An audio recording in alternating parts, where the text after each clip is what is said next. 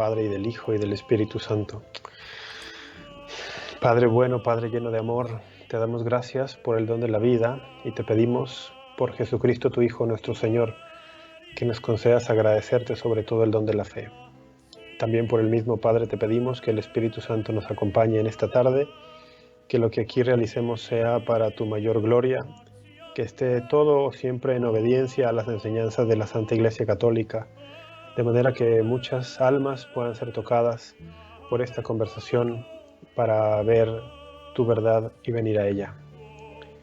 Encomendemos esta intención junto con las intenciones particulares que tengamos también y ofrezcámoslas rezando juntos un Padre Nuestro. Padre nuestro que estás en el cielo, santificado sea tu nombre. Venga a nosotros tu reino. Hágase tu voluntad en la tierra como en el cielo. Danos hoy nuestro pan de cada día. Perdona nuestras ofensas, como también nosotros perdonamos a los que nos ofenden. No nos dejes caer en la tentación y líbranos del mal. Dios les bendiga, hermanos. Les habla su hermano y amigo José Plasencia del canal La Fe de la Iglesia. En esta ocasión tenemos un invitado muy especial. Se trata de nuestro querido hermano Rafa Piña Valdés. Estoy seguro que no necesita presentación, la gran mayoría le conocen. Él es profesor de teología, catequista, trabaja en la evangelización y en la apologética de nuestra fe católica. Y bueno, sin más preámbulo, hermano Rafa, ¿cómo estás? Bienvenido. José, muchísimas gracias por la invitación. Estoy muy bien, gracias a Dios, y de verdad contento de poder aceptar tu invitación y de compartir con toda tu audiencia. Ya saben, yo acostumbro, primeramente, si alguien nos va a compartir un poco de su testimonio, le vamos a dar el espacio y el tiempo a nuestro hermano Rafa para que nos cuente un poco de su testimonio, su llamado, después cómo se fue introduciendo en el mundo de la enseñanza católica. Y después en la segunda parte también vamos a estar viendo ya cosas concretas que tienen que ver sobre la apologética y cómo llevarla a cabo de una manera que agrade a Dios y que sea eficaz para la edificación del pueblo de Dios. Muy bien, Rafa, pues, platícanos, ¿quién es Rafa Piña Valdés? Bueno, vamos a tratar de hacerlo breve. Yo soy un laico católico de la Arquidiócesis de Guadalajara en México. Aquí en la zona metropolitana de Guadalajara nací, crecí, aquí vivo actualmente todavía. Y aquí he desarrollado pues prácticamente toda mi vida adulta y también mi labor en estas cuestiones que ya mencionabas tú, ¿no? La enseñanza, la predicación, etc. Soy un católico de nacimiento, es decir, nací en el seno de una familia católica, fui bautizado siendo bebé y tuve la fortuna de ser no solo bautizado, sino criado en la fe, ¿no?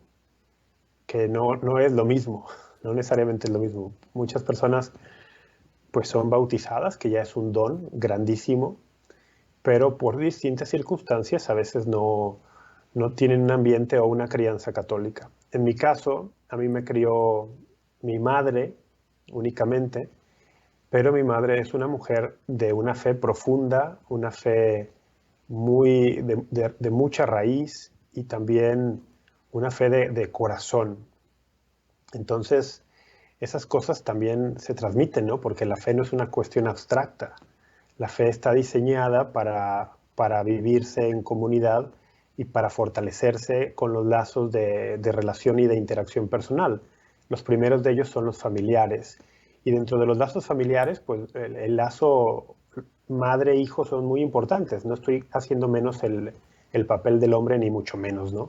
Simplemente hablo de que el lazo de la madre a los hijos es muy importante y también en la transmisión de la fe es importantísimo. Entonces yo tuve la bendición de que la fe me llegara o me la fortaleciera, porque la fe es un don, ¿no? Pero que la fe me la fortaleciera y que me educara en los básicos, como son las primeras oraciones, la conciencia de Dios, el asistir a misa, etcétera, que eso me lo cimentara muy bien mi madre. Y pues, ves, como decimos en México, ya la llevas de gane, ¿no? Ya vas de ganancia con eso. Entonces, eso fue, así es como nazco. Después tuve a los 8 años la experiencia de la primera comunión, que es importantísima en la vida de fe de un cristiano, pues la comunión es la Sagrada Eucaristía es el centro y el culmen de la fe de los cristianos. Y para mí fue un momento importante, tenía 8 años, pero lo recuerdo perfectamente que tenía la conciencia, hasta donde le alcanza la conciencia a un niño, pero tenía la conciencia clara de lo que estaba haciendo y lo que estaba recibiendo. Y fue para mí algo me marcó mucho. En la fiesta de San Agustín, el 28 de agosto de 1988. Ya con eso voy a revelar mi edad, ¿no? Bueno, lo dije al inicio, de hecho. Entonces, yo recibí en la parroquia de Santa Inés, en la ciudad de Guadalajara, la catequesis presacramental para la primera comunión. Y después de la primera comunión, el siguiente gran paso es la confirmación. Recibí también una catequesis muy breve, pero al fin de cuentas presacramental para la confirmación también a los 12 años. ¿Y para qué te digo esto? Porque estas dos experiencias de catequesis presacramental, que ambas fueron breves, una a los 8 años y otra a los 12, fue todo lo que yo recibí de formación católica hasta los, bueno, ¿qué te gusta? Hasta los 19 años prácticamente. O sea, porque a los 19 años fui a una experiencia estas que le llaman misiones de Semana Santa, y allí recibí algo también, ¿no? Muy poco, pero algo de formación. O sea, es realmente poca formación católica, y creo que lo mío es como la norma. Mi experiencia es como la norma para la mayoría de católicos. Digo en México, aunque quizá en buena parte de Latinoamérica, ¿no? Supongo que así es la experiencia común. Entonces, yo no estuve en un colegio católico donde siempre estés en contacto con los contenidos de la fe. Tampoco estuve en un grupo de catequesis más prolongada como ahora existen. Ni tampoco en mi adolescencia o juventud primera estuve en algún grupo parroquial, en algún grupo juvenil o no, nada de eso. No estuve involucrado en ningún apostolado, ningún ministerio. Sin embargo, la fe estaba allí arraigada. Nunca pasé tampoco, gracias a Dios, por una etapa de rebeldía adolescente en la que negara a Dios o en la que me peleara con la iglesia, ¿no? Tampoco. Aunque sí hubo una etapa en la que caí, digamos, en una indiferencia o una tibieza, vamos a decirlo así, donde la fe realmente no informaba mi vida cotidiana, mi día a día, y donde tampoco me preocupé por seguir con esa práctica sacramental que tenía de niño por la influencia de mi madre o incluso en la primera adolescencia, ¿no? Pero sin llegar nunca a una rebeldía o un enojo. Bueno, mi fe se reducía a una cuestión de sí, creer en Dios, saber que Dios existía, y una cuestión sacramental. Eso viene a cambiar, cambió a partir de los 19, 18, 19 años, con distintas experiencias que Dios me fue permitiendo, como esta participación en las misiones de Semana Santa, cuando tenía 19 años, y luego empiezo a ver ya un patrón, ¿no? Ya con el tiempo volteo para atrás y empiezo a ver un patrón donde Dios va mostrándome, o me mostró más bien cómo iba trabajando en mi vida. El primer gran trabajo es la infancia, claro, la familia, mi madre, es la gran influencia para mi fe, mi madre, ¿no? Mi madre es una mujer que en su adolescencia fue muy activa en el apostolado, en la catequesis, en la evangelización, y pues esas cosas se transmiten también. Pero luego, en la universidad, empiezo a tener algunas experiencias que Dios permite, y te lo comparto a ti y a tu audiencia, cómo Dios se va valiendo. Curiosamente, se valió de relaciones interpersonales con amigas o novias. Las primeras amigas más que novias y la última más novia que amiga. Pero Dios se valió de eso. Dios se valió de eso. Por ejemplo, esas misiones a las que hago referencia, pues yo fui invitado por una niña que iba en mi escuela y que me gustaba mucho. Y ella estaba muy involucrada en estos apostolados juveniles, me invitó en las vacaciones de Semana Santa a estas misiones y yo dije que sí, más que por el interés de las misiones, por ella, la verdad, o sea, hay que decirlo como es. Uh-huh. Y Dios se vale de todo, ¿no? Porque por ese interés yo dije que sí. De último minuto me enteré que la cuestión no era mixta, que los hombres iban por un lado y las mujeres por otro, pero ya había dicho que sí. Ujú. Y al final terminó siendo una gran experiencia para mí, la Semana Santa del año 1999, eso no lo puedo olvidar, porque además coincidió que cumplí años durante esa Semana Santa estando allá en esas misiones. Y para mí esa fue una experiencia de reencuentro con Dios muy fuerte. Yo creo que después de la primera comunión, en esa Semana Santa, en la noche del Jueves Santo, la madrugada del Jueves Santo para amanecer el viernes, donde se suele retirar el Santísimo Sacramento del sagrario y llevarlo a un monumento, como le llamamos aquí en México, y que se hace adoración toda la noche. Yo durante la hora que me fue asignada en esa madrugada para estar delante de nuestro Señor en el monumento, recuerdo muy claro, y yo creo que es mi primera experiencia después de la primera comunión, de estar allí en ese momento de oración, en la madrugada, delante del Santísimo Sacramento y tener la conciencia de que estaba hablando con Dios, ¿sí? En ese momento, 19 años, yo no hacía la conexión teológica, ¿no? De el dogma de la transubstanciación y Jesucristo verdaderamente presente cuerpo, sangre, alma y divinidad. No hacía esa conexión porque ni siquiera sabía eso, no tenía esa categoría en la mente. Pero recuerdo que yo tenía la convicción de estar delante de Dios en ese momento y que estaba yo hablando con una persona. Y también tengo la conciencia de que yo sabía que no estaba loco. O sea, como para decir, estoy aquí hablándole a la pared y no. Tenía la conciencia de que estaba hablando con una persona. Para mí eso fue una gran experiencia esa Semana Santa. Después vino otra gran experiencia que también me marcó mucho, un par de años después, a los 21 años en la universidad, otra amiga en este caso, que me invitó a una semana de estudio bíblico a la ciudad de Querétaro. Y bueno, esta amiga también me gustaba. Una muchacha muy guapa en la escuela. Mm, Debo decir que esto es una cosa importante. Ella no era católica. Eh, Ella y su familia pertenecían a un grupo cristiano no católico, muy fervorosos, muy devotos, con un gran ejemplo de vida cristiana en lo cotidiano, una gran congruencia entre lo que creían y cómo lo vivían, que pues eran ejemplo y son ejemplo para muchos, incluso para muchos católicos.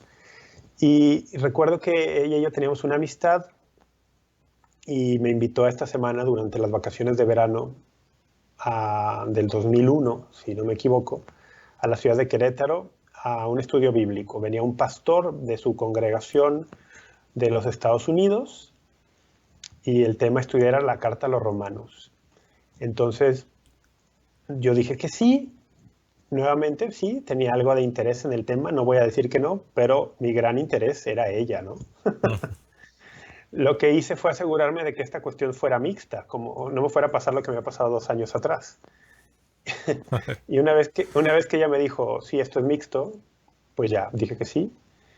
Me fui a Querétaro una semana, una gran experiencia nuevamente, gran experiencia. Ese creo que es mi primer encuentro formal con la palabra de Dios escrita, con la Sagrada Escritura.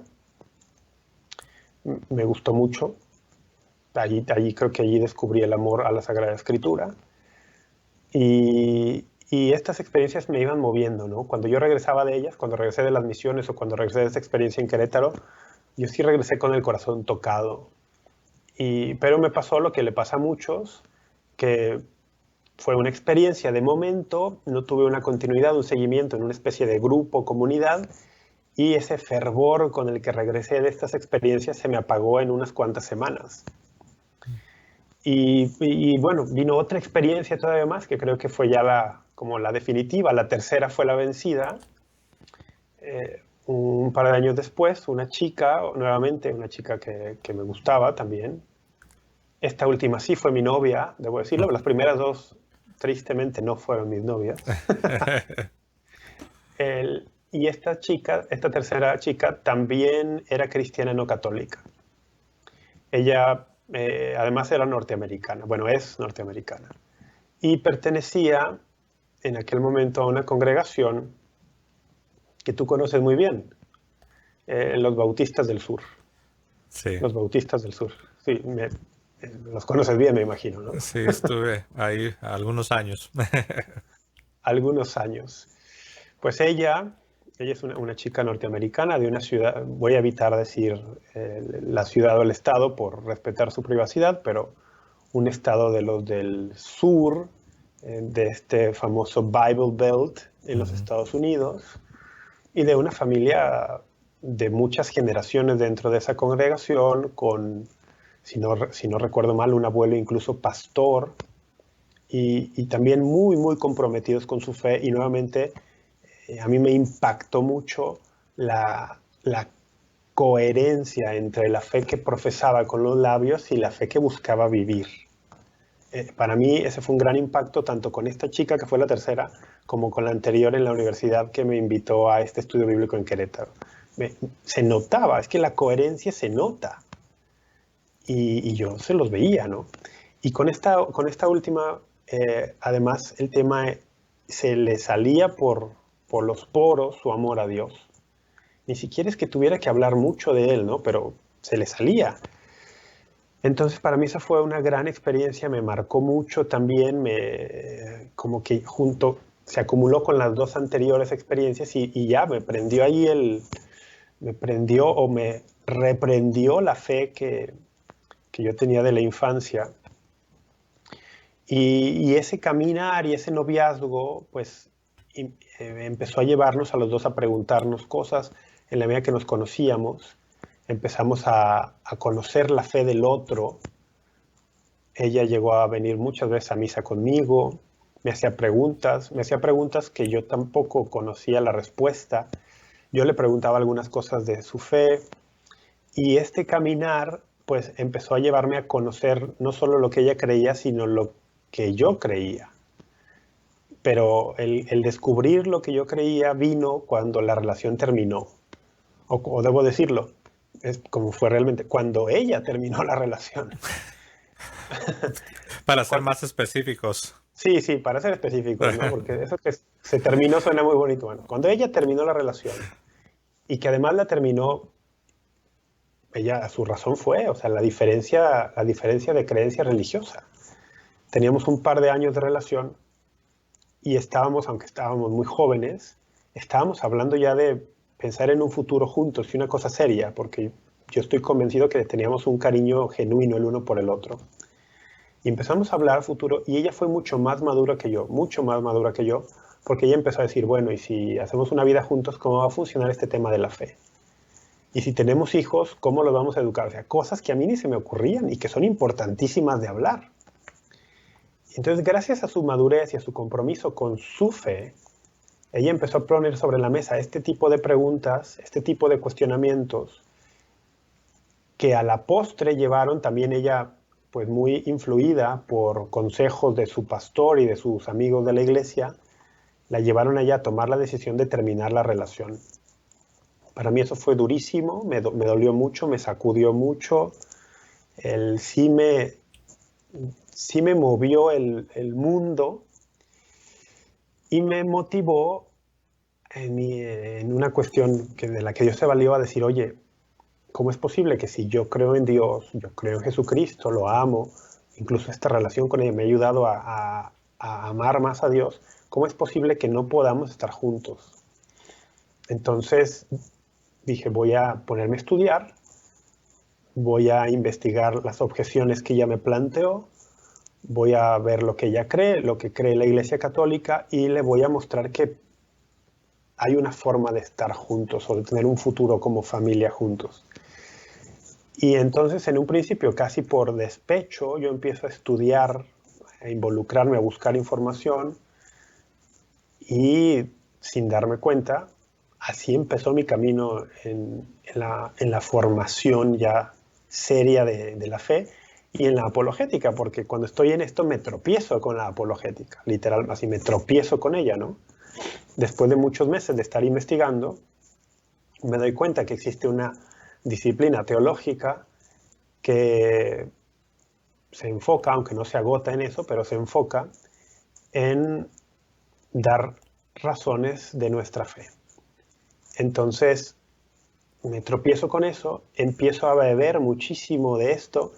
No solamente logro encontrar las respuestas a las objeciones que ella me había planteado, sino que empiezo a descubrir el universo de la riqueza católica y aquello me deslumbra, ¿no? Aquello me atrapa de una manera que nada me había atrapado de esa forma antes en mi vida, que también era como una gran deuda pendiente que yo tenía conmigo mismo, ¿no? Desde muy joven, estoy hablando quizá desde los 14 o 15 años, yo descubrí, quizá antes, estoy pensando quizá desde los 12 años, yo descubrí que tenía dentro de mí una cierta facilidad para los estudios y que me gustaba estudiar y que tenía ciertas facilidades aptitudes para muchas cosas relacionadas con estas cuestiones académicas, etc. Pero realmente no sabía, porque no lo sabía ni lo encontraba,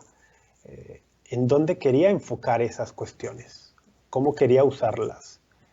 Para mí siempre fue una gran angustia el tema de a qué dedicarme profesionalmente. Fue una gran angustia por ejemplo, yo tenía muy claro que quería estudiar una carrera universitaria porque es lo que había visto a mi madre hacer, es el ejemplo que había tenido. Tenía claro que quería hacer eso, pero no tenía claro qué carrera estudiar ni a qué dedicarme. O sea, y sí era como una cuestión que me agobiaba, ¿no?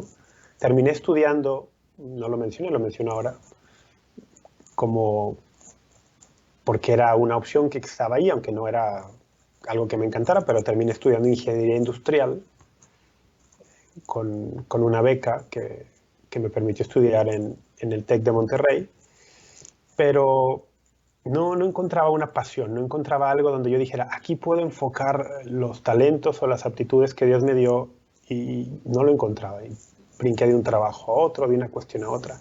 Pero cuando me tropiezo con la apologética, muy motivado por el despecho amoroso, empiezo poco a poco a descubrir que aquello me apasiona, que aquello me atrapa de una manera que nada lo hace. Empiezo a descubrir que me gusta no solo estudiar, sino que también me apasiona compartir aquello que voy aprendiendo con otros. Obviamente al principio yo no tenía idea que esto se podía convertir o que se iba a convertir para mí en un camino profesional. No tenía idea. Yo quería recuperar a mi exnovia. Eso es lo que yo quería. Y Dios quería conquistarte a ti, ¿no? Exactamente, José. Exactamente. Dios tenía ese plan. Justo. Yo creo que le diste ahí en el clavo. Yo quería reconquistar a mi exnovia y Dios quería reconquistarme a mí. A Dios le importaba mi corazón, ¿no? Y bueno, pues para que no quede ahí flotando la historia de la exnovia, no la reconquisté. No la reconquisté, pero en el proceso redescubrí mi fe católica. Se abrió para mí delante todo el esplendor de su tradición intelectual, de su tradición de oración, su tradición sacramental, todo, y me atrapó. Y en ese momento pues empiezo también, o sea, este proceso de conversión que ya había arrancado, porque el proceso de conversión es como un día, al menos en mi caso, es algo que claro, desde el bautismo empieza tu caminar y que luego van teniendo pequeñas experiencias que te van acercando, ¿no? Pues los sacramentos, como las cosas que ya mencioné. Pero también cuando estoy yo con este dolor de la relación que ha terminado y estoy descubriendo estas cosas a nivel intelectual, también Dios me muestra muy, muy claro que la fe católica era verdadera en todo lo que enseñaba. Con la razón vi eso y también pues el don de la fe. Y vi que todo lo que enseñaba era verdad no solo en el plano de la teología que te gusta, de la teología bíblica o de la teología dogmática, sino también su teología moral. Y que por lo tanto, si aquello era verdad, yo tenía que hacer el esfuerzo por conformar mi vida de acuerdo a esa verdad. Dicho en palabras sencillas, que si yo estaba ya convencido que la Iglesia Católica enseñaba y poseía la plenitud de la verdad, pues tenía que conformar mi vida en todos sus ámbitos a esa verdad, o por lo menos tener la disposición. Y eso me confrontó con mi forma de vivir, con la forma de vivir que yo estaba llevando y que había llevado los últimos años. Y fue cuando dije, ay, estoy viviendo mal, hay que cambiar de vida. Entonces empezó también ese proceso, ¿no? De ponerte en las manos de Dios, porque descubres muy pronto que con las solas fuerzas humanas aquello se puede volver algo contraproducente, y arranca un camino que, wow, pues Dios me llevó de la mano, me ha llevado, me sigue llevando de la mano, que empecé a estudiar tanto, a ver tanto esto, a meterme tanto, que ya no me alcanzaba el tiempo libre que me dejaba mi trabajo como ingeniero industrial, y empezó en mi corazón a cada vez a crecer más la necesidad de dedicarle más tiempo a este estudio y a este compartir. Pues yo hice lo que hoy llamaría un discernimiento, aunque en ese momento ni siquiera tenía claro este concepto, pero fue un discernimiento, fue escuchar esa acción del Espíritu Santo en mi interior que me decía, bueno, pues dedícale más tiempo. Entonces dejé mi trabajo como ingeniero industrial, decidí enrolarme en un curso de Sagradas Escrituras sin tener una idea de futuro, ¿no? No sabía qué iba a ser de mí, no tenía idea, solo sabía que Dios me pedía eso, dedicarle más tiempo. Di ese paso y bueno, de allí en adelante Dios empezó a abrir y fue abriendo poco a poco pues todas las puertas que me llevaron ya a esta cuestión que yo llamaría, ya para mí es un camino de vida, pero también un camino profesional. Se empezaron a abrir las puertas, una grandísima que fue una participación durante 7 años en el canal de televisión católica María Visión, con una experiencia increíble allí, haciendo programas por todos lados, viajando, conociendo muchísimas personas, pudiendo tener relación con muchísimas personas del mundo católico que tienen un perfil público. Y para mí eso fue una experiencia pues tremendamente enriquecedora, que no hizo más que reafirmar esa fe católica que yo venía redescubriendo los últimos años, y que también reafirmó pues esa convicción que yo tuve en los años previos a entrar a María Visión, de que Dios me llamaba a estudiar los misterios de la fe y luego compartirlos con otros. Pues Ujú. esa experiencia en la televisión reafirmó eso, ¿no? Y Me, bueno, de allí para acá, de allí para me- acá. me llama la atención cuando ahora que mencionas que hubo un momento en el que sentiste este deseo, este impulso por prepararte, por conocer los misterios de Dios, estudiar Sagrada Escritura. Y me ha llamado la atención lo que has dicho cuando dices que dices, no sabía cuál era mi futuro, no sabía cómo iba a poder abrirme camino, pero sin embargo lo hice. Y después nos has contado cómo Dios te abrió puertas, cómo tuviste la oportunidad de ser ah, tuviste un programa de televisión. Sí, De hecho, yo creo que esa es una de las razones por las que muchos te conocemos. Pero ese paso de fe que diste, ese paso de fe donde no sabías qué seguía, no tenías garantías, sí, no tenías todo un... Dios no se sentó y te puso delante de ti todas las cartas, pero Dios te llamó, sí, te puso ese deseo, ese impulso fuerte en tu alma, en tu corazón, y lo obedeciste. Hubo un momento en el tiempo en el que dijiste sí y diste ese paso. Y yo creo que ahí tenemos una enseñanza para que todos nosotros que te estamos escuchando podamos llevar a la reflexión de que si Dios ha puesto algo en nuestros corazones, si Dios nos está llamando, debemos estar dispuestos a decirle a Dios sí. sí, sí, definitivamente, definitivamente. Creo que para el cristiano es una actitud fundamental, estar siempre dispuesto no solamente a escuchar a Dios, sino a, sino a obedecerle, aquello que el Señor nos habla en el santuario íntimo de la conciencia. Y yo creo que la vida cristiana en buena parte consiste en eso, en esa relación íntima con Dios constante, donde hay una comunicación constante y mediante la cual Dios pues te va guiando y te va diciendo por dónde y te va pidiendo cosas Pues porque Dios nos necesita, Dios quiere no únicamente salvarnos a nosotros, sino que en el proceso de salvarnos a nosotros, nos convirtamos nosotros también en instrumento para la salvación de otros. Entonces, claro, es fundamental estar a la escucha siempre en esa relación íntima y buscar ser dócil, ¿no? Digo, es bien difícil a veces, ¿eh? Y a veces incluso sabiendo lo que tenemos que hacer, porque Dios nos lo está pidiendo, hacemos otra cosa. Bueno, ese es parte del drama de nuestra naturaleza herida por el pecado original y luego acrecentada esa herida por nuestros pecados personales. Pero sí, para el cristiano, yo creo que no puede uno ser cristiano sin esa relación íntima y esa comunicación con Dios y ese estar a la escucha y dispuesto a hacer lo que Dios te pide. De lo contrario, pues nuestra fe cristiana se va a ver muy reducida, ¿no? Reducida quizás solo a una práctica cultural y la fe es mucho más que solamente eso. Ujú. Así es.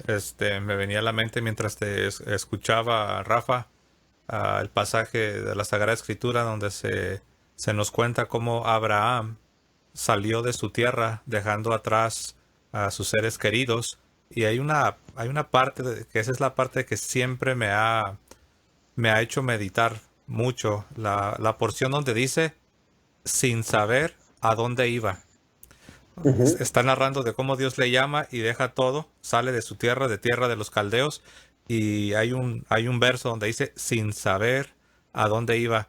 Después en la carta a los hebreos de este mismo pasaje se dice, se sostuvo como viendo al invisible. Uh-huh. Entonces, la vida de fe, ¿no? Y ahora que nos estás contando esto, cómo Dios te fue llamando, pero bueno, un pequeño paréntesis, no quiero interrumpir el, No, no. el, el, el flujo de tu testimonio. Adelante, Rafa. No, bueno, pues yo creo que allí se alcanza un punto pues, culminante. La experiencia en María Visión dura 7 años. Primero haciendo un programa en compañía de otros amigos, un programa juvenil que se llamó Barabá. Después un programa, bueno, muy pronto empezó un programa ya donde estaba yo solo que se llamaba Apologética, Razones de Nuestra Esperanza. Mm, Y compaginando ese programa con otras actividades detrás de cámaras en María Visión, actividades de producción, de logística, de investigación, de planeación de contenidos, una experiencia realmente enriquecedora que me dio la oportunidad y la bendición pues de participar en muchísimas cosas muy bellas, ¿no? Por ejemplo, no sé, transmisiones en vivo desde Tierra Santa, transmisiones en vivo desde la Ciudad del Vaticano, mmm, transmisiones en muchos lugares, en otros países del mundo, pero también en muchísimos lugares de México, entrevistar personajes del mundo católico desde altísimos cardenales hasta, no sé, predicadores laicos muy conocidos. Y yo empecé a darme cuenta que todo aquello el Señor lo permitía y lo había puesto en mi camino, no necesariamente porque yo tuviera un talento extraordinario, porque no lo tengo. Yo me di cuenta que el Señor estaba permitiendo este camino de fe poco ordinario, porque es muy poco ordinario, ¿no? No es lo ordinario. Que el Señor lo estaba permitiendo y lo estaba guiando así porque era lo que yo necesitaba. mm, No es que yo lo mereciera, no, es lo que yo necesitaba. El Señor nos va poniendo experiencias a la medida de nuestras necesidades. Entonces mi necesidad era así de extraordinaria, vamos a decirlo. Y entonces yo empecé a darme cuenta y creo que se me ayudó mucho a mantener hasta cierto punto, yo diría, una cordura durante todos esos años. Bueno, eso espero, espero que siga siendo cuerdo. Mm, Porque déjate lo menciono, ¿no? El tema de la televisión, aunque sea televisión católica, se te puede subir a la cabeza. Se te puede subir a la cabeza. No digo que a mí no se me haya subido, pues sería muy, no sé, creo, no digo que no, pero a mí me ayudó mucho a mantenerme con cierta cordura el reflexionar en esto. Por un lado yo veía, y yo mejor que nadie podía ver mi gran necesidad y mi gran miseria, mis debilidades, mis fragilidades, mi miseria interior, está siempre delante de mí. en el examen de conciencia, pero al mismo tiempo que veía eso, veía todas las cosas que Dios estaba haciendo en mi vida y por medio de mi vida. Y fue cuando empecé a tomar conciencia de que si Dios permitía aquello, no era para que yo, teniendo un programa de televisión, le pudiera hablar a millones de personas, que sí, eso es secundario, no, pero que en primer lugar aquello era para mi conversión, que aquello era para mi propio proceso, que aquello era para mi propio caminar y que lo más importante era justo eso, ¿no? Mi proceso, mi caminar con Dios, el estar siempre de su mano y que Él fuera trabajando en mí por medio de esas circunstancias. Ujú. Y eso me ayudó mucho a mantener, te digo, una postura más de cordura, los pies en la tierra. También me ayudó a no aferrarme por ejemplo, a María Visión, porque en un momento dado yo empecé a discernir también que Dios me ponía en el corazón poco a poco esta idea de salir del canal, de dejar el programa, y que para muchos, incluso amigos con los que hablé en su momento, pues me decían, oye, pero pues, es una oportunidad que muchos quisieran, ¿no? Seguir con un programa que pueda alcanzar muchísimos hogares, pero el tema es que para mí fue un discernimiento que claramente vi que Dios me estaba pidiendo eso, y tener esta conciencia de que el camino con Dios es un camino donde Dios va trabajando en la vida de uno, pues me permitió decir, bueno, no me aferro a esto, y si esto es lo que Dios me pide, será porque su camino me llevará por otro lado, donde Él seguirá trabajando en mi vida. Y sí, yo con muchísima paz de corazón, después de un discernimiento muy interesante de varios meses, de años incluso, salí de María Visión después de 7 años, nuevamente sin tener una perspectiva adelante. No es como que yo salí porque tuviese una oferta laboral más interesante o que me convenía. No, de hecho no tenía nada. No Como tenía Abraham, nada. sin saber a dónde ibas. Sí, sí. Ahora, para mí ese era territorio ya conocido. Me había pasado antes cuando había dejado el trabajo anteriormente. Sabía que si en el corazón estaba convencido que Dios estaba detrás de esto, había que hacerlo. Y así lo hice.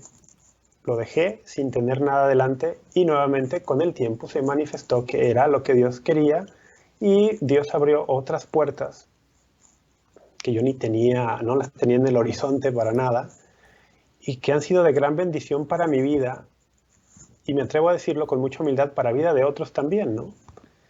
Y este camino me lleva a que los últimos 5 años soy profesor de teología en la Universidad Panamericana de la ciudad de Guadalajara, que es también una cosa muy, muy providente, porque yo siempre lo aclaro, ¿no? Yo no soy teólogo, yo no soy teólogo. He estudiado en este caminar que ya se ha prolongado prácticamente 15 años de mi vida, he estudiado cosas de teología, claro que sí, claro que sí. He estudiado cosas de Sagrada Escritura, sí, claro que sí. Ahora, que las haya estudiado no significa que tenga un grado académico que lo avale. Y este es donde yo veo la mano providente de Dios de forma espectacular. Que en la universidad, en su momento, por cuestiones que parecían circunstanciales, pero que es providencia de Dios, pues me invitaron a colaborar allí, porque yo no lo busqué tampoco, como no busqué en su tiempo María Visión, que este es otro gran signo para mí, o sea, me han invitado. Me invitaron a colaborar allí haciendo una excepción al hecho de que yo no cuento con un grado formal, ¿no?, en estos temas. Y esta invitación y esta excepción se ha prolongado ya 5 años, Wow, cinco que han años. sido, que han sido para mí una gran bendición, porque pues yo ya lo tenía muy claro y estos 5 años no han hecho más que reafirmarme que una buena parte de mi llamado consiste en compartir, en enseñar la fe.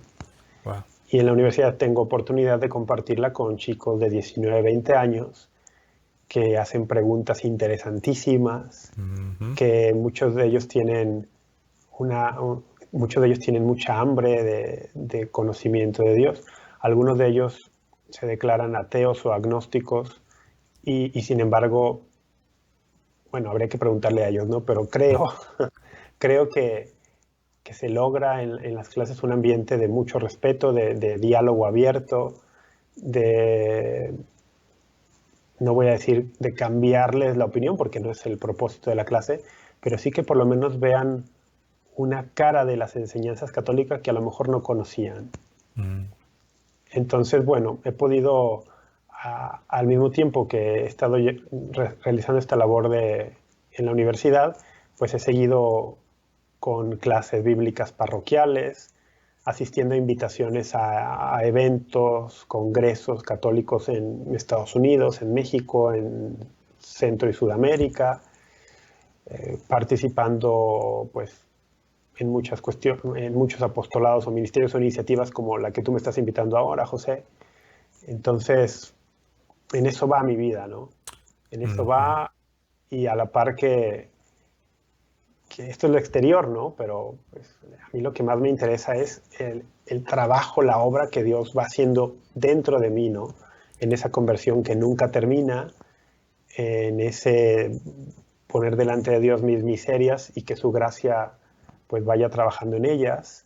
Entonces, creo que ya me consumí una hora de tu tiempo, perdón, pero bueno, No, no, no. de hecho, yo te quiero agradecer que estás abriendo tu corazón para compartirnos de tu testimonio, que al final del día ah, eso es lo mismo que estás diciendo, ¿no? Cómo no se trata de los logros o las grandes hazañas que podamos hacer ni siquiera por Dios, sino de qué tanto permitimos que Dios nos transforme, que Dios nos vaya, que nos quebrante para volvernos a construir a la imagen de nuestro Señor Jesucristo. Entonces, escucharte a ti, me estoy deleitando mientras escucho estos testimonios que nos compartes.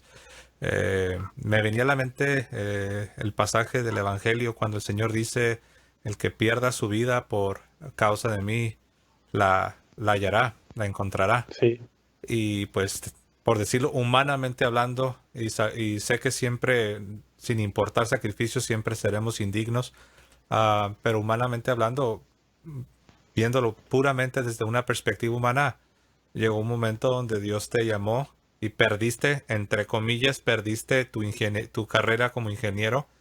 Después Dios otra vez te llama, te saca de la televisión, por decirlo así, y perdiste, entre comillas, la oportunidad de quizás poder hacer una carrera aún todavía más larga en la televisión. Pero al final del día, lo que nos estás contando me inspira y estoy seguro que no solo a mí, nos inspira a que perdamos nuestra vida, a que perdamos nuestra vida sí, por obedecer al Señor y no, o sea, no sientas que de hecho, este canal, uno de los propósitos es precisamente ah, invitar a hermanos y hermanas en la fe que puedan compartir algunos laicos, no, en el caso tuyo eres laico, pero te dedicas a la docencia, a la enseñanza, a la catequesis, a la evangelización y escucharlo de ti también esto nos inspira porque no sabemos a lo que Dios nos pueda estar llamando y si, si no estamos dispuestos a perder, nunca sí, vamos a ver lo que Dios tiene, ¿verdad? Este, ah, exactamente, exactamente, José. ujú, Solo para complementar tu idea, me hiciste recordar ahorita el testimonio, no estoy comparando, solo me acordé, te lo digo, del cardenal Bantuan. El cardenal Bantuan, este cardenal vietnamita que estuvo prisionero de un régimen pues muy anticatólico en su país durante 13 años, si no me equivoco. Y él en su testimonio dice que en los primeros meses de su cautiverio, él no tenía idea cuánto se iba a prolongar esto, ¿no? Se prolongó 13 años, pero que en los primeros meses él en la oración, pues le decía al Señor que él estaba muy preocupado por todas las cosas que ya no iba a poder atender, por todas las obras que estarían descuidadas porque él estaba en prisión. Su seminario, los apostolados, sus sacerdotes. Y dice que él tuvo la conciencia clara, que en la oración del Señor le decía, mira, yo no te llamé a hacer todas esas cosas por mí, yo te llamé a estar conmigo. Mm. Y entonces el cardenal Bantuan dice, no hay que confundir la relación con Dios con las obras que hacemos por Dios. Porque incluso podemos hacer grandes obras en nombre de Dios o para Dios. Pero no confundamos las obras que hacemos para Dios con la relación con Dios.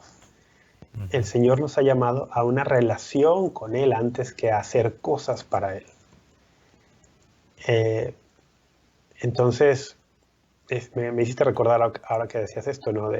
Sí, estamos llamados a estar dispuestos a perder la vida, a entregarla como el grano de trigo que cae en tierra, muere y entonces da fruto, que es imitar al Señor, ¿no? Que entrega la vida para darnos la vida. Bueno, pues te quería compartir eso que me lo No, hiciste no, recordar ahora. excelente. Excelente. Muy bien, pues ahora meditando en esto, quizás aquí am, transicionando a la segunda parte, donde obviamente nosotros que somos cristianos, que queremos amar a Dios, queremos conocer más a Dios, amar más a Dios, y queremos ayudar a otros a que también les suceda esto, ¿no? De conocer más a Dios, amar más a Dios.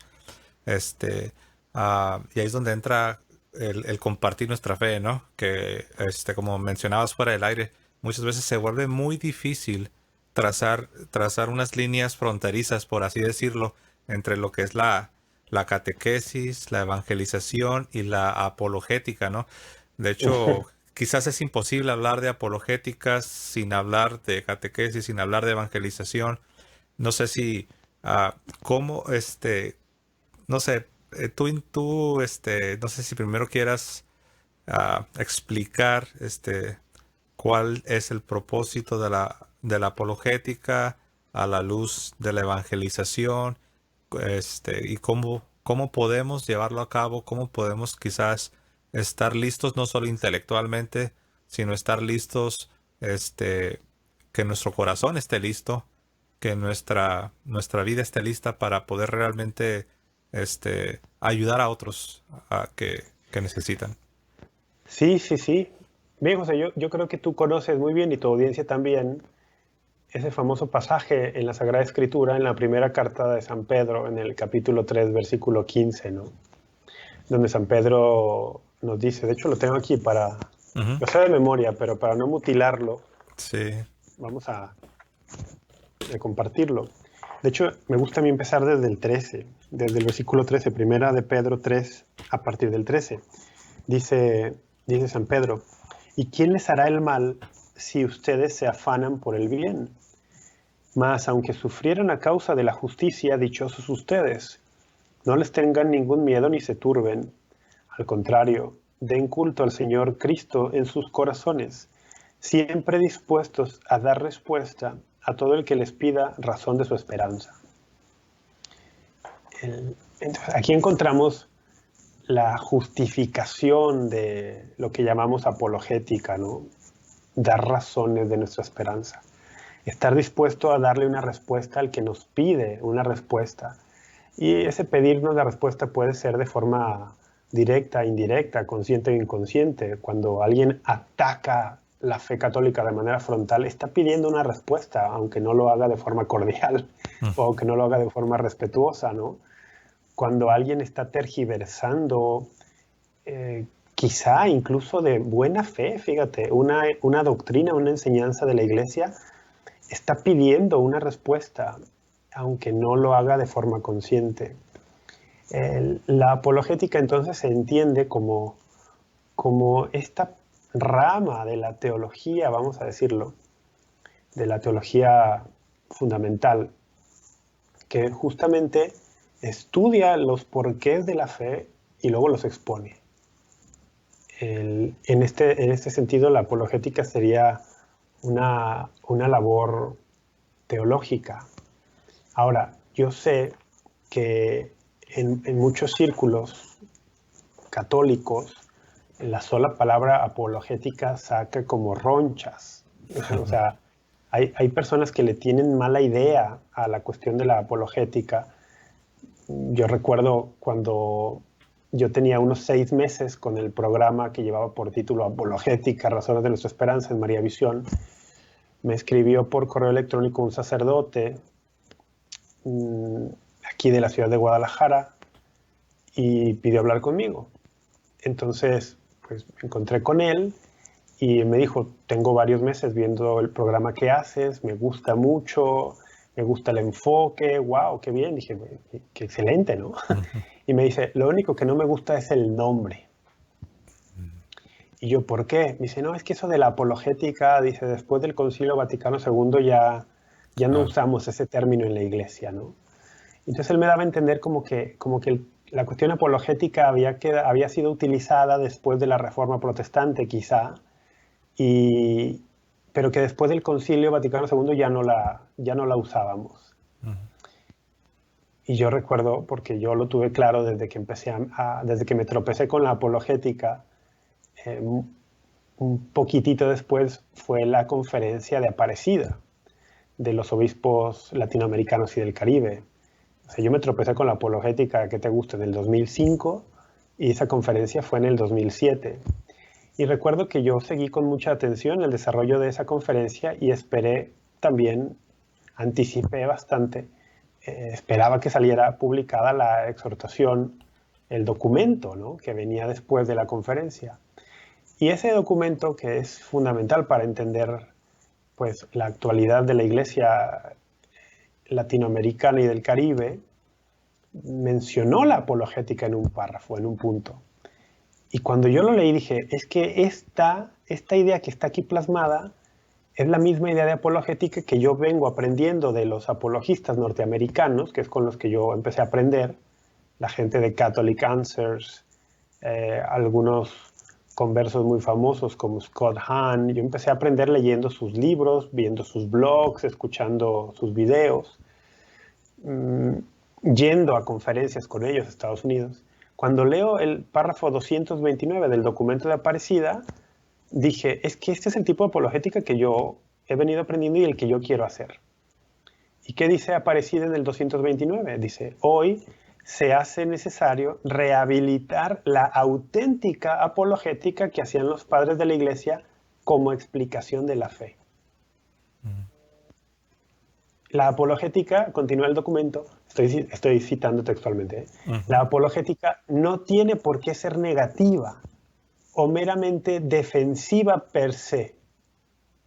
Paréntesis para comentar, que creo que es esta idea que muchos se quedaron, como este sacerdote que me buscó, ¿no? Se quedaron con una idea de apologética a lo mejor reactiva, a lo mejor, como dice aquí, meramente defensiva, o solamente como para responder al ataque que me están haciendo.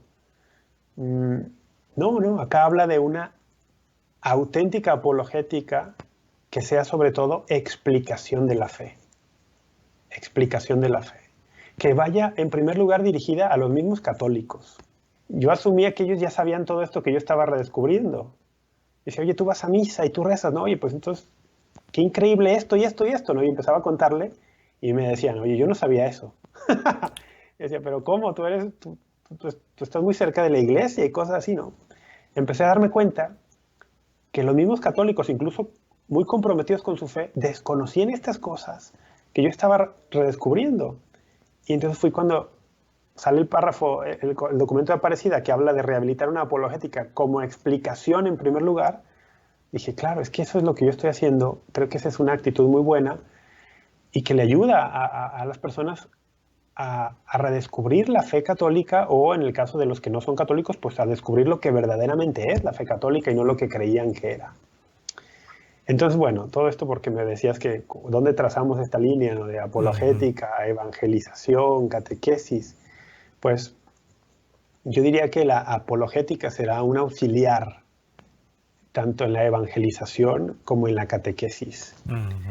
Entendiendo evangelización como este primer anuncio, ¿no?, el querigma, el anunciar a Cristo, Hijo de Dios encarnado, muerto y resucitado por nosotros, ¿no? El querigma básico y todo lo que eso va implicando, ¿no? La realidad del pecado, la realidad de la redención, la realidad del don del Espíritu Santo. ¿Por qué la apologética puede ser un auxiliar allí?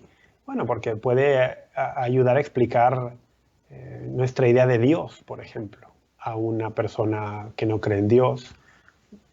Puede ayudarle a una persona que dice que Jesucristo es solamente un gran hombre, pues puede ayudarle a explicar nuestros argumentos para la divinidad de Jesucristo. Entonces, en ese sentido, yo veo la apologética como un gran auxiliar para la labor de la evangelización.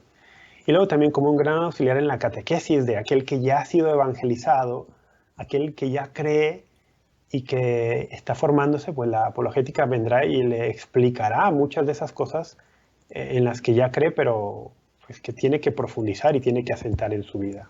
La Biblia de estudio Didache, que es esta, y acá tengo la de Navarra, y aquí ya estiré la mano, ya la agarré. Aquí tengo la Biblia de Navarra. Bueno, estuve viendo ahorita el año, las dos tienen el mismo año, 2008.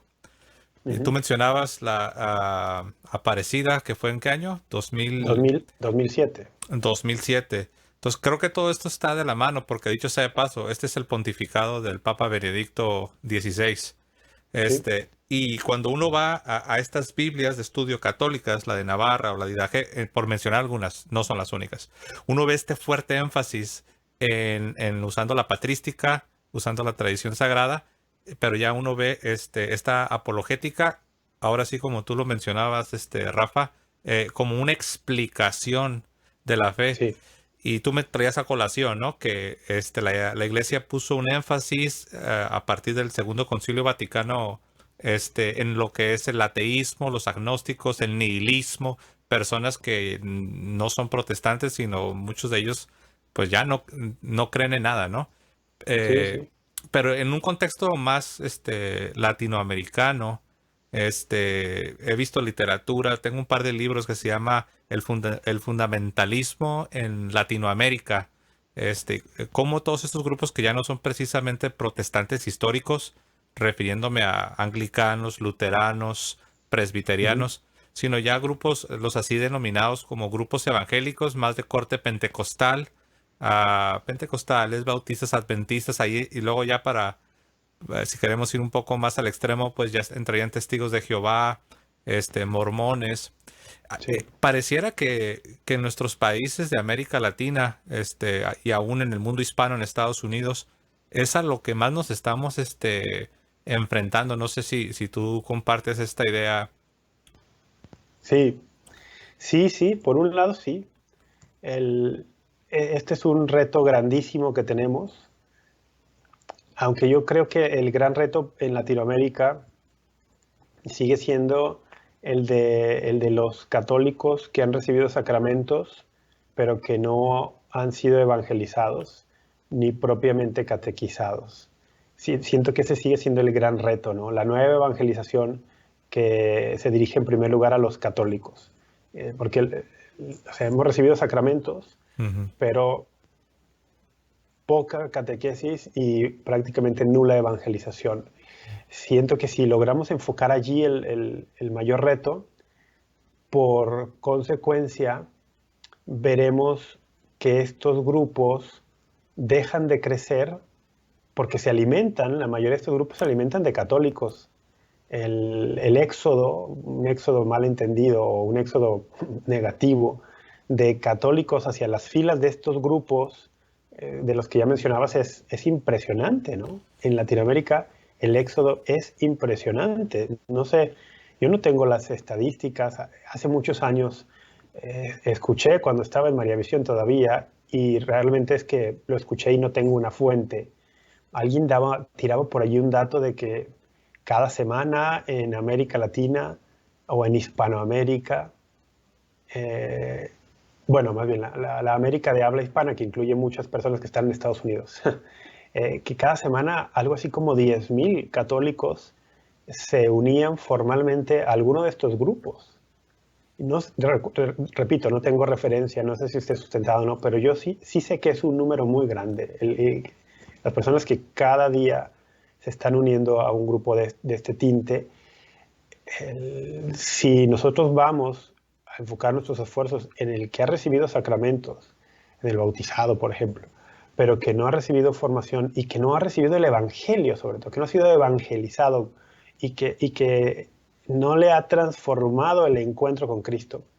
Si enfocamos allí, pues un católico así, sus chances de dejar la iglesia y abandonar la iglesia para unirse a estos grupos, pues disminuye, ¿no? Sus chances de permanecer en la iglesia, que es su hogar, aumentan. Entonces sí, no estoy minimizando el reto que la presencia de estos grupos y su expansión representa. Ujú. Solo que su expansión y su crecimiento está directamente relacionado con los católicos que salen de la iglesia.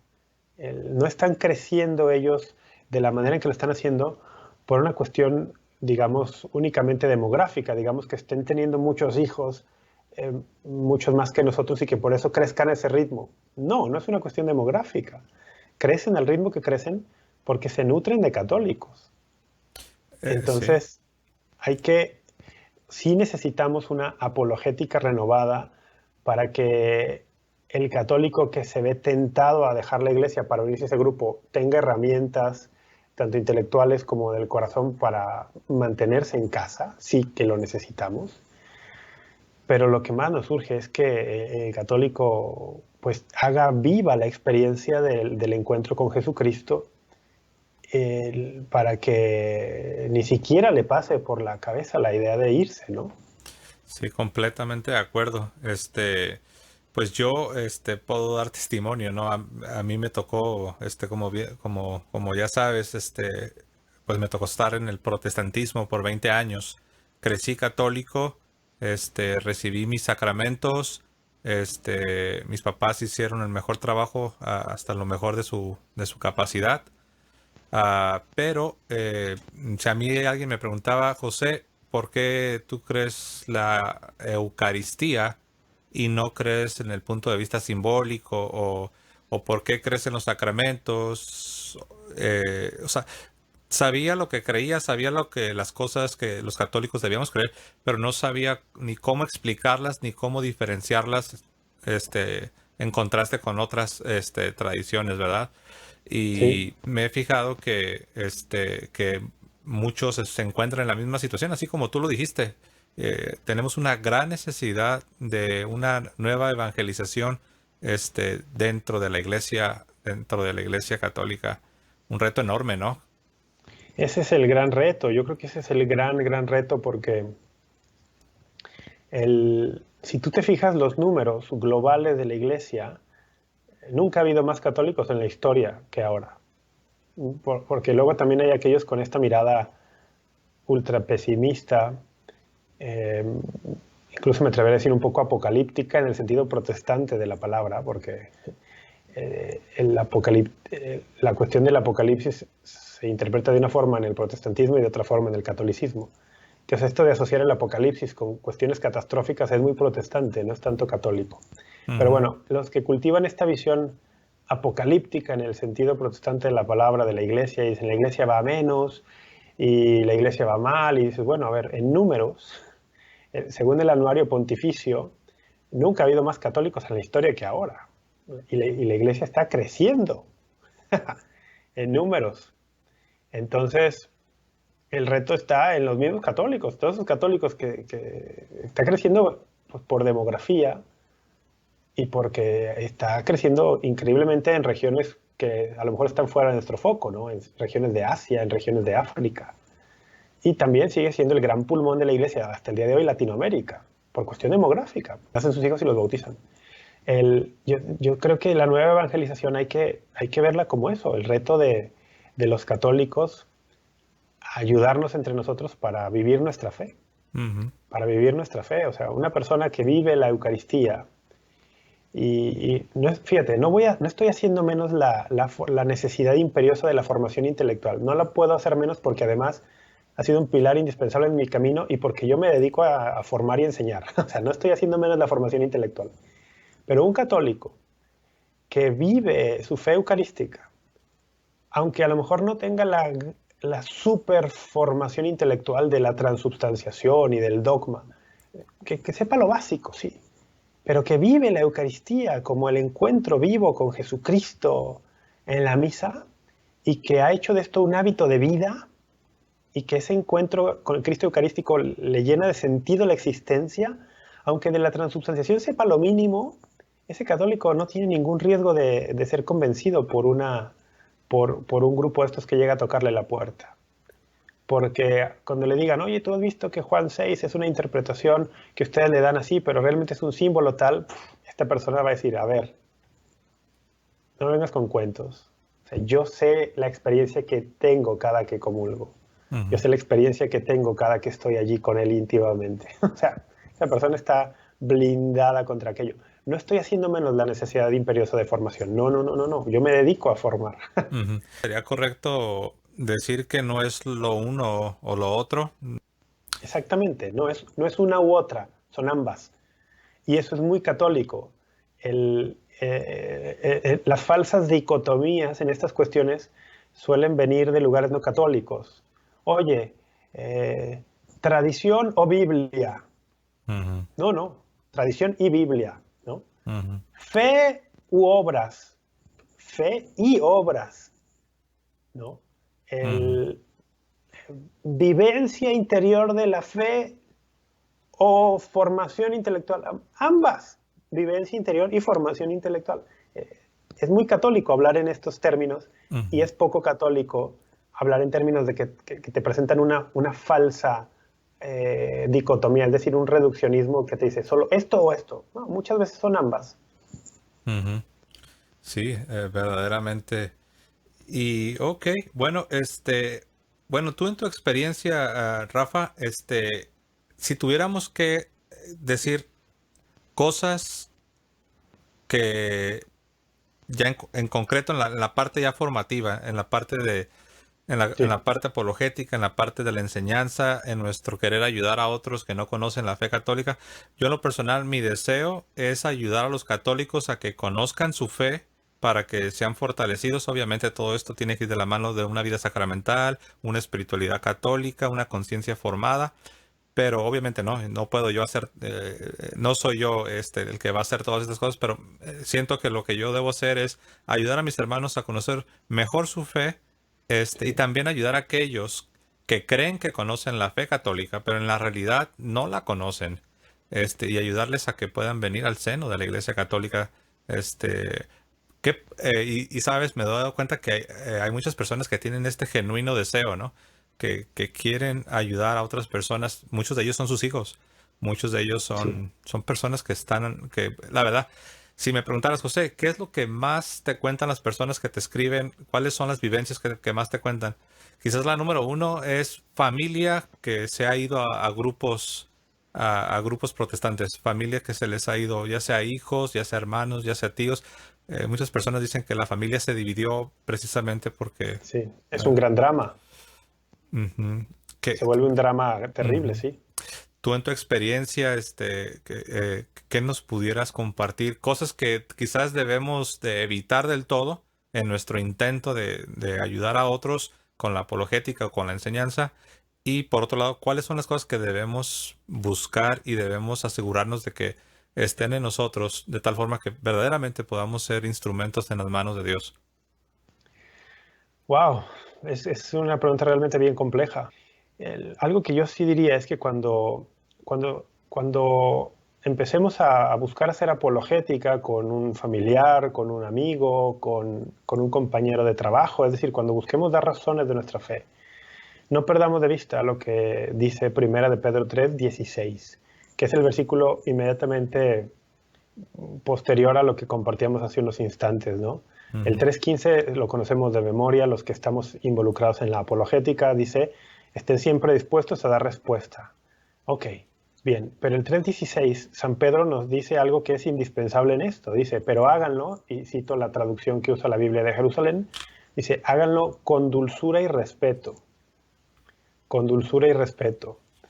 Y en el mundo de la apologética donde yo la he visto en latinoamericana e incluso también anglosajona, hay personas que tienen muy, muy claro y muy cimentado esto de la dulzura y el respeto, Pero hay otras personas que se han construido un nombre en la apologética, tristemente, a costa de la actitud de dulzura y de respeto hacia el otro.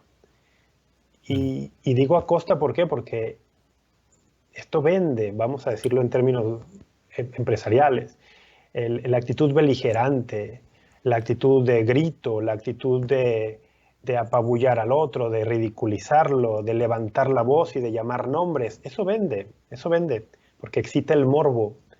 Pero eso no es bíblico, ni es católico. Aunque se presenten como grandes apologistas o como grandes defensores de la fe.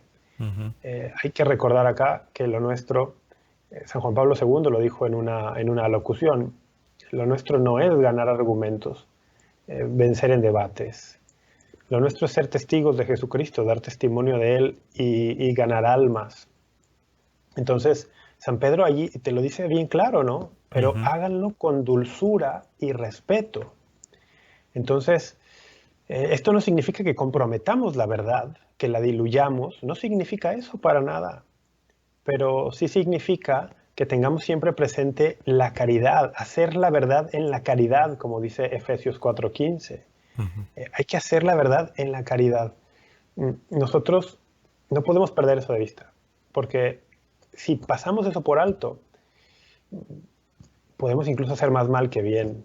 Ujú. Si tu hijo, por ejemplo, está dejando la iglesia o la dejó, y fue seducido por un grupo cristiano no católico, lo común es que en los primeros meses o incluso en los primeros años de esta experiencia sea tan intensa para la otra persona, para la persona que se fue, que esté viviéndolo con tal magnitud que esté constantemente tratando de convertir, de sacar de la iglesia a los suyos, a sus padres, a sus hermanos.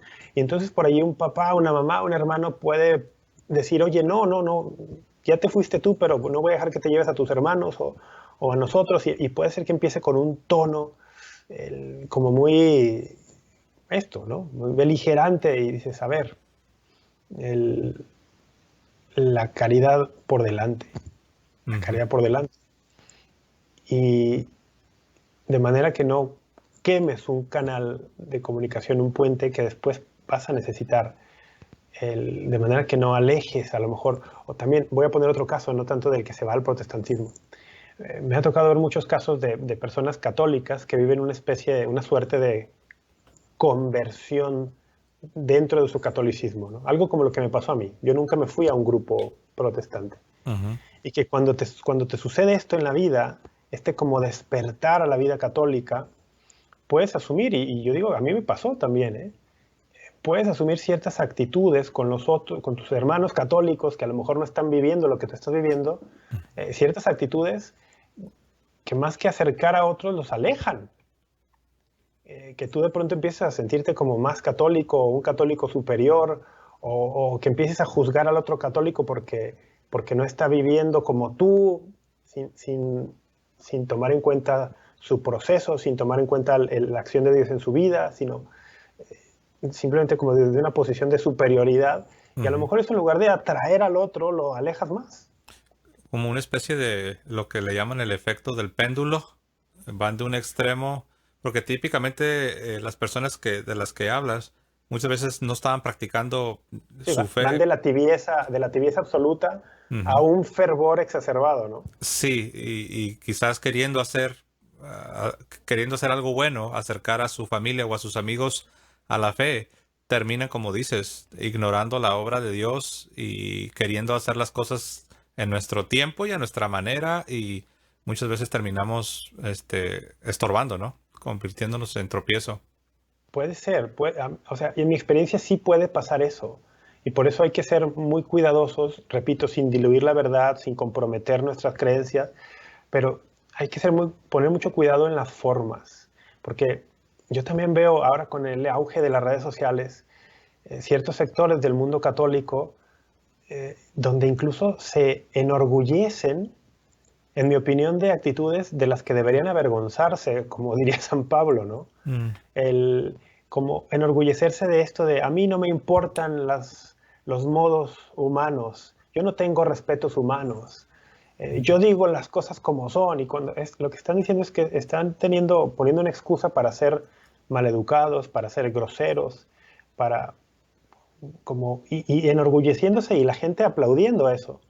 Cuando nosotros a nuestro Señor, que es nuestro sumo maestro y ejemplo, el Señor dijo cosas como eran, sí, pero nunca con un tono grosero, nunca con un tono de superioridad. Y mira que estamos hablando del Dios del universo, el Mm, creador del cielo y tierra. El ejemplo que nuestro Señor Jesucristo nos da con su encarnación es el de una profunda, profunda humildad, el de un profundo abajamiento, el ponerse a nuestro nivel para elevarnos al suyo, nunca hablarnos desde una posición de superioridad.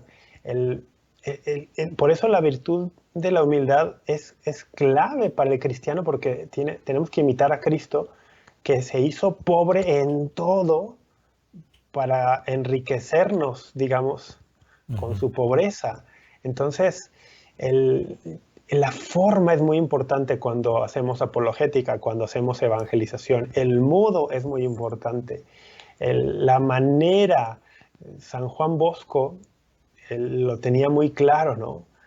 San Juan Bosco él le enseñaba a sus discípulos que el camino para que las personas amaran a Cristo eran ellos, ¿no? A Cristo no lo ves, pero a ti sí te ven. Entonces dice, oye, ¿quieres que amen a Cristo? Sí, haz que te amen a ti. No para que tú seas el centro, sino porque tú eres el medio. Entonces, hazte amable, ¿sí? Que te amen, hazte amable para que les sea más fácil amar a Cristo. ¿Cuántas personas se alejan de la iglesia porque confunden a la iglesia con el católico que tienen enfrente? Y Mm. dicen, uy, no, si esto es la iglesia, si esto es ser católico, pues, yo no quiero eso, ¿eh?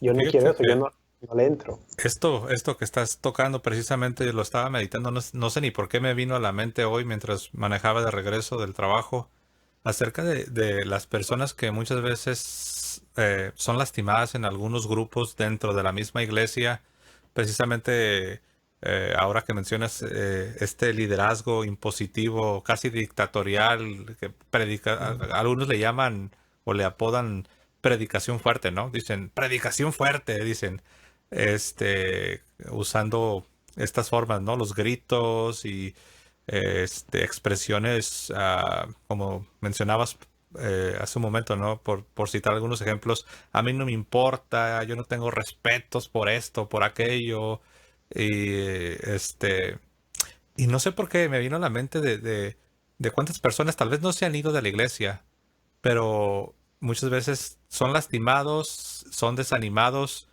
como decimos en México, quedan banqueados Sí, precisamente porque fueron lastimados en algunos contextos dentro de la iglesia y pienso que eso aplica a todo, ¿no? No solo a la apologética, sino la predicación, la enseñanza, nuestro trato con las personas.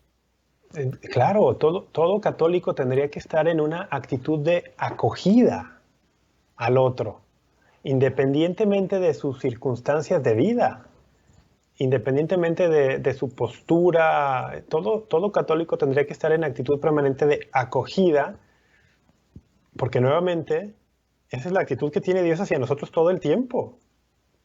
Dios está en permanente actitud de acogida con cada uno de nosotros. Y todos somos pecadores, o sea, no se nos puede olvidar que somos todos pecadores. Entonces, si el Señor siendo pecadores nos acoge, ¿quiénes somos nosotros para no acoger al otro? Y por lo tanto, todo católico tiene que estar en esta actitud permanente, y más todavía todo católico que participe en alguna actividad de apostolado o de ministerio, independientemente si el apostolado o ministerio tiene que ver con la enseñanza o no. O sea, el que está qué sé yo, en el apostolado de Cáritas, tiene que tener una actitud de acogida, en primer lugar con sus compañeros de apostolado. El que está en el servicio de lectores de la misa, pues, tiene que estar con actitud de acogida, en primer lugar a sus compañeros lectores.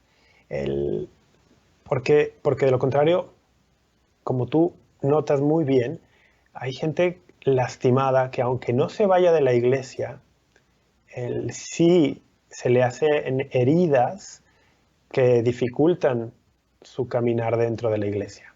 Wow. No, otro reto, ¿no? Otro reto que tenemos, hablábamos de la necesidad de la evangelización de nuestros mismos hermanos católicos. Ahora estamos hablando de la necesidad de que todo lo que hagamos esté movido por la caridad, incluyendo la enseñanza, la apologética. Yo pienso, ¿sabes? Sí, Alguien pudiera estar escuchando y pudiera decir, ¿sabes? Pues yo quería algo más práctico, quiero que me des un método y quiero que me enseñes a transformar a las personas en un instante. Pero la verdad sí, es que no es así. Yo creo que si alguien está escuchando y tenía este deseo, pues llegaste al lugar equivocado, porque yo comparto esto que nos está diciendo nuestro hermano Rafa. eh, la evangelización, la apologética, todo lo que hagas para Dios tiene que estar movido por la caridad y sí, claro, sin dejar a un lado la formación y sí, hay que ofrecer sí, sí. razones, ¿verdad? La verdad y la caridad van de la mano. Verdad y Mm, caridad, caridad y verdad son un binomio como estos que mencionábamos hace rato. No tienes por qué sacrificar el uno en nombre del otro. ujú, Están íntimamente relacionados. Entonces, caridad y verdad, verdad y caridad. No, es un binomio inseparable. Entonces, el, sí, ¿no? Esta idea de respuestas rápidas o métodos. Bueno, el método es la encarnación. El Señor mm, nos lo puso allí. El método es la encarnación. Entonces, yo tengo que encarnarme en la vida de aquel al que quiero ayudar en la conversión. El método es, como para usar una expresión del Papa Francisco, tocar la carne del hermano. El método es uno a uno. Es interesarme real y genuinamente por el otro, no ver al otro como mi proyecto personal de apostolado, no ver al otro como, tú eres mi proyecto y vas a ser un trofeito más para mí en el cielo porque yo te convertí. No, mm, no, no, no, no. El otro tiene dignidad porque es imagen y semejanza, ha sido hecho a imagen y semejanza de Dios, independientemente de sus posturas, independientemente de nada. Dios lo ama por lo que es, porque es un ser humano. Y tú estás llamado a amarlo así también. Y amándolo así también e interesándote genuinamente por él como persona, eh, es como podrás llevarle este amor de Jesucristo y facilitar el encuentro de la persona con Jesucristo. De lo contrario, nos convertimos, eh, no sé, como alguien que hace esto como un proceso de tipo empresarial o de venta, que lleva un cuadernillo con las notas de, hoy le prediqué el Evangelio a tantas personas, hoy tantas se convirtieron por mi causa. O sea, no, eso no mm. es. La tradición de donde vengo, tenían mucho ese énfasis en los números.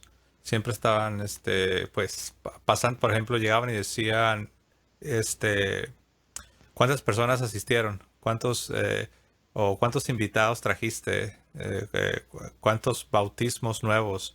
Estoy mencionando esto para que nos abramos nuestros ojos y nos demos cuenta de que es necesario cuidarnos y no caer en esta mentalidad, ¿no? No lo menciono para denigrar a nadie, pero sí, esa es una realidad y esto yo creo que puede suceder tanto en el mundo protestante como en la iglesia. En todas partes, ¿no? La tiranía de los números y de los indicadores y de equiparar el éxito con cuestiones que no son el éxito en la evangelización. O sea, si alguien piensa que es más o menos exitoso por el número de seguidores que tiene en sus redes sociales, Ujú, que alguien es más o mejor testigo de Cristo porque tiene tantos likes en las cosas que publica o tantos suscritos a sus canales. No, no por allí. Y recordar, ¿no? La Madre Teresa de Calcuta. Nuestra llamada no es al éxito, nuestra llamada es a la fidelidad, al sí, a la respuesta a Dios que nos invita a eso, a una comunión íntima con Él. Entonces, no confundamos a Dios con las obras de Dios. Sí, ahorita que citabas a Santa Teresa de Calcuta, ella tiene una frase, y la voy a parafrasear, que ella decía que no creía en la evangelización de las grandes masas, am, sino que ella creía en la evangelización uno a uno, un individuo tocando a otro individuo. Y yo esto lo leí cuando era protestante. Fíjate, yo como protestante no sé cómo estuvo que llegué a esta cita de Santa Teresa de Calcuta y Ajá, dije, esto es verdad, porque yo como claro. protestante yo ya veía cosas en el mundo protestante, que es de donde yo vengo, y veía de repente estos énfasis, ¿no? En los números, en los resultados, en los métodos, en la popularidad, en la predicación fuerte, entre comillas. Y wow, yo creo que, fíjate que debo decir y debo confesar que esta conversación ha dado un giro que quizás no me lo esperaba, pero ahora puedo realmente decir que yo creo que esto es quizás lo más necesario. Si nosotros estamos llenos del amor de Dios y todo lo que hacemos, incluyendo nuestra enseñanza, nuestra catequesis, nuestra evangelización, como hijos, como papás, como hermanos, como estudiantes, como trabajadores, está impregnado por la caridad de Dios, aunado a lo que tú nos decías, a la formación, a dar Sí. respuesta. Wow, pienso que Dios nos puede usar. Sí, definitivamente, ¿no? Definitivamente. Ahora, si Dios nos puede usar, aunque no tengamos en cuenta la caridad, porque sí, ahora imagínate Este, cuánto más si ponemos la caridad en el centro, que recordemos la caridad es el culmen de las virtudes teologales, ¿no? San Pablo en el famoso pasaje de 1 Corintios 13 dice, la fe y la esperanza dejarán de ser y la caridad es la que permanece, la caridad es la que permanecerá. Entonces, si nosotros ponemos la caridad en el centro, sin abandonar nuestros esfuerzos intelectuales de formación, de predicación, de apologética, de enseñanza, wow, ahí está, ¿no? De lo contrario, para parafrasear ese pasaje de San Pablo, pues aunque mi predicación convierta multitudes, si no tengo caridad, no soy nada. Si mi predicación o si mi apologética, si mis debates tienen millones de views y de likes, pero no tengo caridad, de nada me sirve, de nada me aprovecha. Se nos olvida eso. wow, no, pues yo ya me siento bien retado. No, esa es la verdad, yo me siento como que wow, lo necesitamos, lo necesito y yo te quiero agradecer y sé que lo hago en nombre de toda nuestra audiencia por compartirnos lo que nos has compartido. Porque la verdad que Dios nos ayude, porque sí necesitamos buscar a Dios, buscar la santidad y dejar que Dios nos transforme, que Dios nos transforme para que ahora sí, cuando enseñemos, cuando hablemos, cuando demos respuesta, cuando hagamos apologética, por así decirlo, pues realmente pueda ser algo, como dices tú, no solo que, o sea, Dios te puede usar aún con tus fallas. De hecho, siempre nos usa a pesar de nuestras fallas. Pero como dices, si nosotros nos abrimos a la caridad, al amor de Dios, eso es lo más excelente, ¿no? Como decía Exactamente. San Pablo, ¿no? Les muestra un camino mucho más cuando habla. Y ¿sabes qué? No lo. Aspiren a los grandes dones Ajá, y el máximo, la caridad. exacto. Esto te iba a decir que no lo estaba relacionando, pero de eso está hablando él, porque está hablando de dones, está hablando de personas con muchas capacidades, pero dice, permítanme mostrarles un camino mucho más excelente. Y de ahí viene el famoso, la famosa poesía paulina, ¿no? El canto al amor, ¿no? Primero a los Sí, Corintios 13, ¿no? Wow. exactamente. Es que es eso, es justamente eso. Yo me atrevería a decir que si alguien siente atracción por la apologética, por la enseñanza, por el argumentar a favor de la fe, gloria a Dios. Pero si este camino identifica a la persona, que este camino le está alejando de la caridad, yo me atrevería a decir, bueno, a lo mejor te está haciendo daño la apologética. Mm. A lo mejor tendrías que hacer un alto en el camino, ponerla a un lado por un momento, ¿no? Lo digo también por experiencia propia, porque me llegó a pasar, porque cometí muchos errores, porque quemé muchos puentes, porque lastimé muchas personas, José, también. Y todo en nombre de la supuesta verdad, ¿no? Y de tener la espada de la verdad en la mano. No, no, no, no. Si el camino de la apologética te está haciendo agrio el corazón, si te está llenando de soberbia por todo lo que sabes, si no estás amando más y mejor al prójimo, si no te estás transformando, si no estás dejando que el Señor te transforme interiormente, estás haciéndolo mal. Si el Señor no te llama a la apologética para bien de los otros. Si el Señor te llama, es para bien tuyo en primer lugar, para que mediante la apologética te transforme el Señor y te dejes transformar. Pero si no está cumpliendo esa finalidad, quizás ese no es tu camino. Wow. No, pues me quedo sin palabras pues yo creo que todos tenemos ese gran reto. Rafa, no sé si antes de cerrar el programa, no sé si tienes algún pensamiento final, algunas palabras, algo que quieras, eh, yo sé que con lo que nos has compartido tenemos ya dos o tres cosas para meditar, pero no sé si hay algo que por ahí tienes en tu corazón, en tu mente, que no quieras dejar pasar por alto la oportunidad para compartirlo con todos nosotros. Sí, José, sí lo tengo. Lo dijiste, creo que lo dijiste muy bien, algo que tengo en el corazón. Y sí tengo algo en el corazón que quiero compartir con tu audiencia, contigo. El, el tema de la caridad entre nosotros católicos, y tenemos que cuidarla mucho, sobre todo en torno a la figura del Santo Padre. Eh, Al momento que tú y yo estamos grabando este episodio, el Santo Padre se llama Francisco. Pero alguien podría ver esto, no sé, en otro momento donde quizá sea otro ya el Santo Padre, no lo sabemos. La caridad en torno a la figura del Papa, porque la caridad es esencial en la vida del cristiano y yo veo con el advenimiento de las redes sociales y el alcance del Internet que mucho católico en nombre de una supuesta verdad y con la espada de la supuesta verdad eh, hacen comentarios y atacan a la figura del Santo Padre de una manera que divide muchísimo a la Iglesia. Hay incluso en los Estados Unidos, que tiene mucha influencia en Latinoamérica, y por eso cada vez en Latinoamérica también, hay apostolados enteros que viven y se nutren de estar creando división entre los católicos en aras y en nombre de la supuesta verdad. Entonces, en mi corazón sí está eso, y sí lo quiero decir muy claro, que tenemos que cuidar mucho nuestro corazón de esas posturas ideológicas de la fe, que no son la fe católica, son posturas ideológicas de la fe.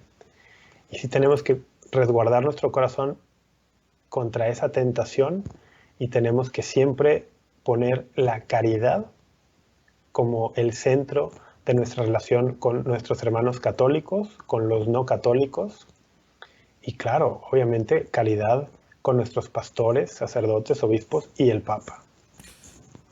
Pues yo estoy 100% de acuerdo. Me viene la frase y me gusta repetirla porque me, me recuerdo a mí mismo qué tan peligroso es la soberbia. Yo escuché a Scott Hahn, tú lo mencionabas hace un momento, citar a un santo. No recuerdo si es Máximo Confesor, no recuerdo, pero la frase va así: Dios resiste al soberbio, aun cuando éste tenga la razón. ¡Wow! Dios resiste al soberbio, aun cuando éste tenga la razón.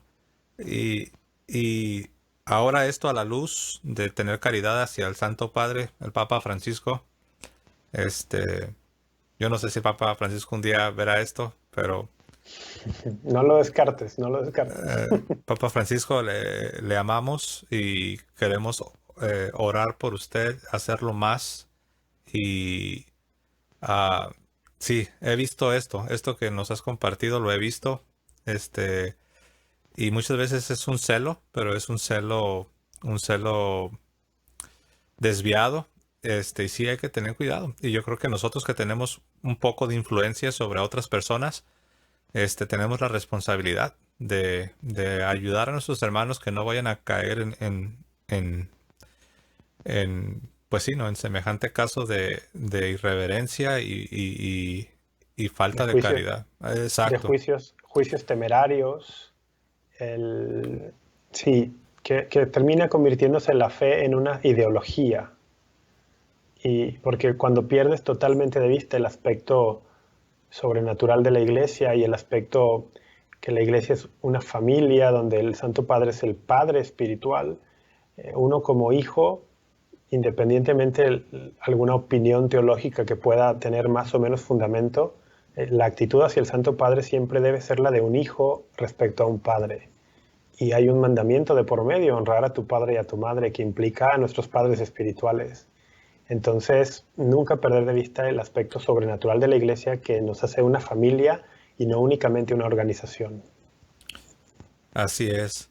Mi estimado Rafa, pues la verdad que he disfrutado de esta conversación, primero de tu testimonio. De nuevo te doy gracias por haber abierto tu corazón y habernos compartido de cómo Dios te fue llevando, ¿no? Tú querías conquistar a las chicas, pero Dios en el proceso te conquistó. Te conquistó y bueno. Gracias también por lo que nos hablaste. Yo te hacía la pregunta, menciónanos dos cosas. Te decía, háblanos de las cosas que hay que evitar y también de lo que hay que Claro. hacer. Pero el tema que trajiste a colación, que es el tema de los temas, la caridad, pues es que eso es todo. De hecho, te estaba escuchando y en mi mente estaba pensando, bueno, eh, nos está hablando de lo que hay que evitar, ¿no? Empezaste diciendo no caer en esta actitud, ¿no? De estar queriendo maltratar a las personas según nosotros porque les estamos predicando la verdad, la verdad fuerte y el fervor y de repente caer en una soberbia y estar gritando y estar insultando y no respeto a nadie y todo esto. Pero en la realidad dije, es que eso es, ahí están las dos cosas. Eh, la caridad nos va a llevar a entregar el ser por el otro y al mismo tiempo nos va a llevar a abstenernos de todo lo que pueda afectar a otras personas. Exactamente. El cumplimiento de la Ama, ley. Ujú. ama y haz lo que quieras. Así es. El cumplimiento de la ley es el amor, ¿verdad? Entonces, Exactamente. no, a eso me referí, ¿no? Que la manera como lo compartiste, pues ahí están las dos cosas, hermanos, la caridad. Muy bien, pues dicen que el que mucho se despide es porque pocas ganas tiene de irse, ¿no? Yo siempre repito esta frase y es que así me siento. Cuando tengo un invitado, quisiera seguir escuchando, pero bueno, este, no sé si tienes algo más que querías decir. No. Ok, No, no, perfecto. es todo, José. Muchas gracias por la invitación, de verdad. Te lo agradezco y te animo mucho a que sigas con tu labor. Ahora en esto de las redes sociales, YouTube y todo esto, pues es un gran medio para compartir el amor de Dios. Entonces, de verdad, te animo a que sigas adelante, que sigas siendo una luz en medio de la oscuridad y cuenta tú y tu audiencia con mis pobres oraciones.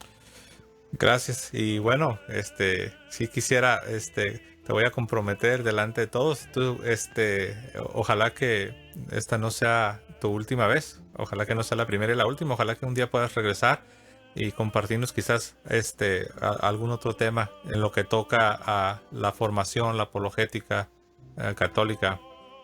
Encantado, José, para ese o para algún otro tema, con muchísimo gusto, en la medida de que las agendas lo permitan, encantado de regresar contigo. De nuevo, gracias, hermanos, gracias por habernos acompañado. No se olviden, dejen sus comentarios, si tienen quizás alguna pregunta y podemos tratar de responderla. Y bueno, comparten también este contenido con sus familias, con sus amigos en sus redes sociales. Y nos despedimos como siempre lo hago. Que viva Cristo Rey y que viva Santa María siempre Virgen. Hasta luego, hermanos.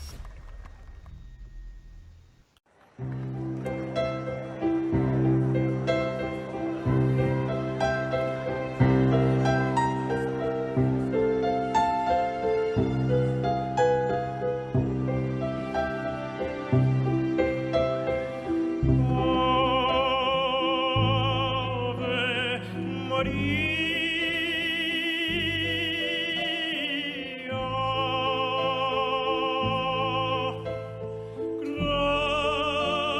gratia plena, Maria, gratia plena, Maria.